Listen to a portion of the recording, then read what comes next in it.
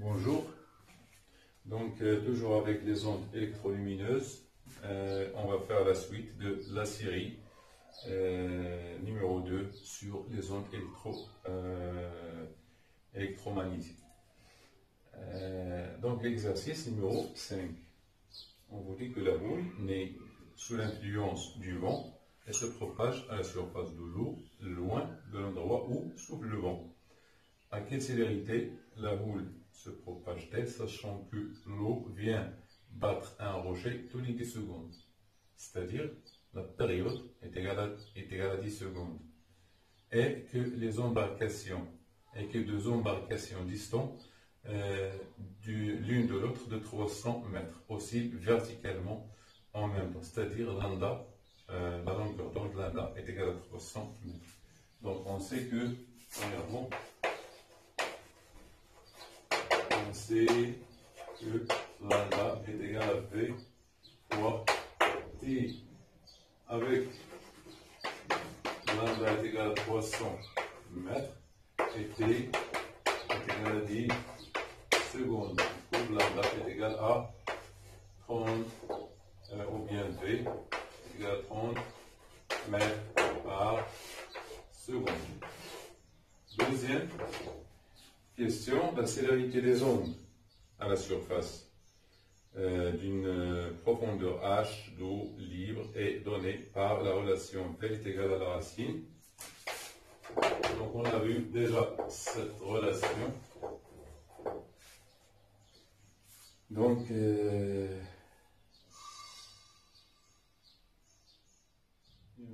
accélération de déterminer la hauteur, donc h, à quoi est égal h égal à V au carré sur G, donc h est égal à 30 au carré sur 9, le carré est égal à 92 mètres. Troisièmement, l'océan Pacifique a une profondeur de 5000 mètres, et puis la célérité des ondes à la surface. Donc V est égal toujours à la racine de G fois H, donc application numérique qui est égale à la racine de 9, 0,8 fois 5000, c'est, on trouve 211, 221 secondes moins 1, 4. Quatrièmement, à mesure que la vague se rapproche de la côte, la vitesse de l'onde augmente-t-elle ou diminue-t-elle? Donc, à partir de cette relation, on peut déduire que si H augmente, V augmente. Donc, à la côte, H diminue. À la côte, H diminue, donc V diminue. À la côte, H diminue. Donc, la vitesse diminue. Et aussi. Cinquièmement, pourquoi une vague déferle-t-elle au bord d'un rivage? Déferle, c'est-à-dire elle se casse. Voilà, si vous avez ici une vague, et ici par exemple la hauteur H, là H, ici c'est la côte. La côte, vous voyez que H diminue. Donc,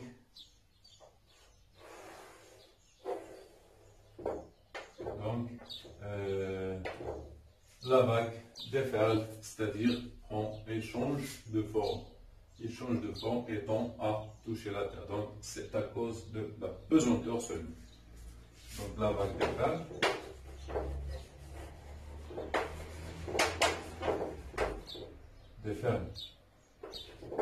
Déferle au bord de l'image.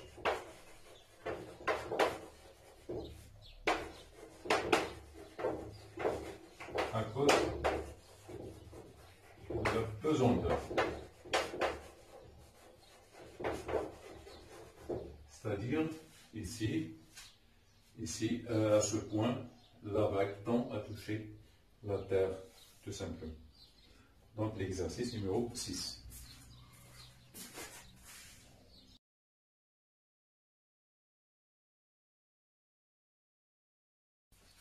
Exercice numéro 6. On veut déterminer expérimentalement la longueur lambda 0 de la lumière émise par un pointeur optique à laser à une valeur comprise entre donc lambda 0 elle est comprise entre 660 nanomètres et 680 nanomètres. Une fente verticale de largeur A très petite est placée sur le trajet d'un faisceau lumineux produit par le pointeur optique à laser. Un écran est placé à la distance D de la fente. On réalise 3 expériences comme vous voyez sur l'exercice. Quel est le phénomène qui se manifeste? Donc c'est le phénomène de diffraction.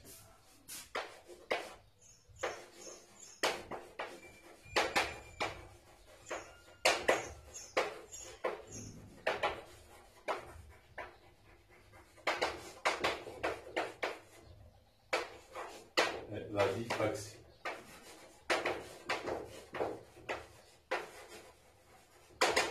Diffraction de la lumière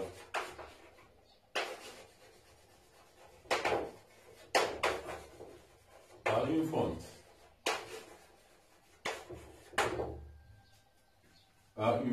Deuxièmement, à partir de ces expériences, déterminer parmi les expériences suivantes pour la longueur, pour la largeur lambda, la tâche centrale est celle qui convient. Donc, on sait bien que c'est la première expression, la première expression qui est exacte. Donc A, donc D est égal à 2 lambda D sur A. Pourquoi? Parce que la largeur de la tâche est inversement proportionnelle à la largeur de la fente. Troisièmement, établir la relation entre D1, D2, lambda 1 et lambda 2. Donc, troisièmement, donc pour D1, c'est-à-dire l'expérience, oui, D1 est égal à 2 lambda 1 fois T sur A1 et D2 c'est la 2 lambda 0 fois D sur A2 sur A, oui, sur la même A. Vous voyez que A n'a pas changé pour l'expérience 1 et l'expérience 2. Donc on fait le rapport. Donc D1 sur D2 qui est égal à lambda 1 sur lambda 0. D'où on tire, établir la relation, donc c'est celle-là la relation.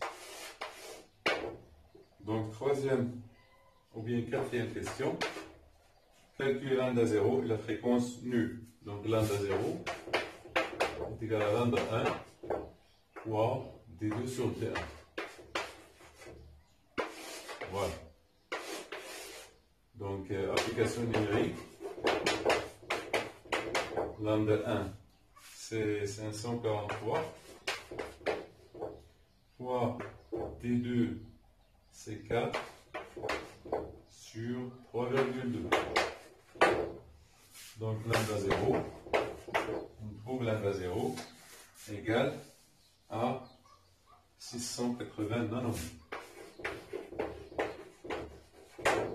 680 nanomètres. Vous voyez ici que je n'ai pas converti. Pourquoi? Parce qu'on a un rapport de deux grandeurs qui ont la même unité. Donc, nu, c'est quoi nu? égale à C sur lambda 0. Donc nu, vous avez C, donc c'est C sur 3. C'est la puissance 8 sur 680 décimaux. Oui, donc on trouve nu est égal à 4,4. 10 à la puissance 14 Hz. Donc la dernière question, lorsque cette radiation se propage dans le verre, sa fréquence, sa longueur d'onde, sa couleur change-t-elle? On a dit que la fréquence est une invariante pour les ondes. Donc la fréquence ne change pas. La fréquence est invariante.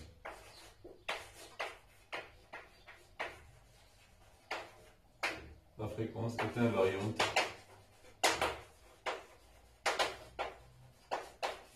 Donc par le changement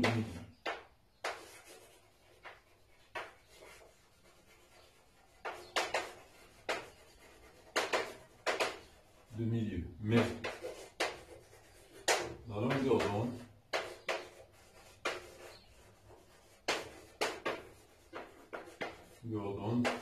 lambda vert, va changer.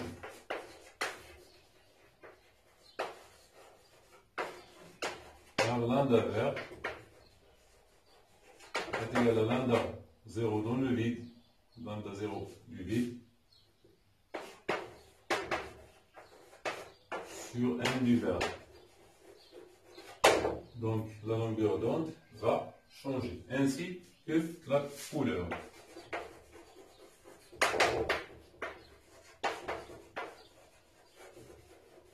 La couleur va changer. Dans le vert. Va changer dans le vert. Donc on a terminé avec cette série. Merci pour votre attention.